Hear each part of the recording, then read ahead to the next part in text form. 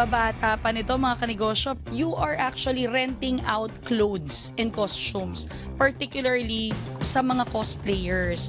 Paano nagsimula to, Eli?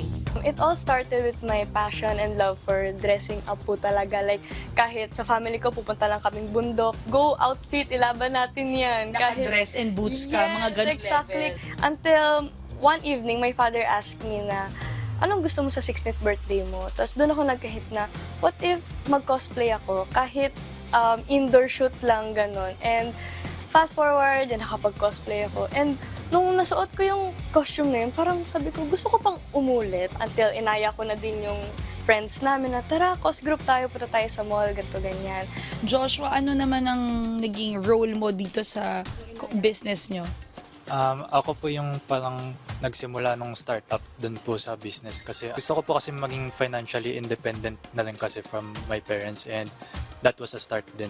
And upon renting my second costume, doon ko po naisip na what if iparent ko rin po ito pa, kasi binebenta rin po nung pinagrentahan ko po yung costume na yun. May naging challenges ba kayo along the way?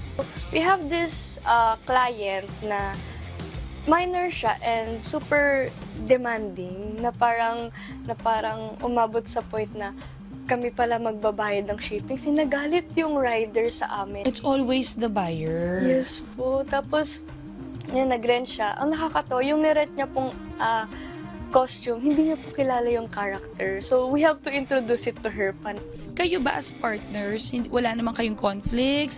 May times ba na nagkakagalit pagdating sa business? Wala din Wala po naman. kasi Wala naman. firm kami sa aming role. Siya po kasi yung nagmamanage ng money, finances. Ako naman po yung sa mga clients, communication, sa mga postings. Tapos, ayan, siya din yung naglalaba. So you Apo. divide really the task equally. Yes. So tips and advice sa mga young entrepreneurs na gustong maging katulad ninyo? Ang pagnenegosyo po is pwede po kayo magsimula at a very young age.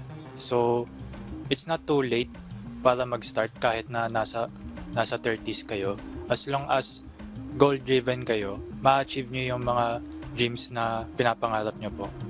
And as long as you're doing what you love, andun pa din yung passion mo eh. Like, for instance, sa aming experience, yung love ko sa cosplay, hindi nag-stop dahil na-burnout ako, hindi siya nag-stop dahil nasa malayong lugar ako nag-aaral, pero no, pinagpatuloy ko pa din. Hindi lang pinapangarap ang success, you should work for it. Yan po ang mindset ng business owners na sina Joshua and Eli. Another business story na naman ay ibabahagi namin sa inyo sa susunod nating pagkikita mga kanegosyo. Kaya naman tara, negosyo tayo!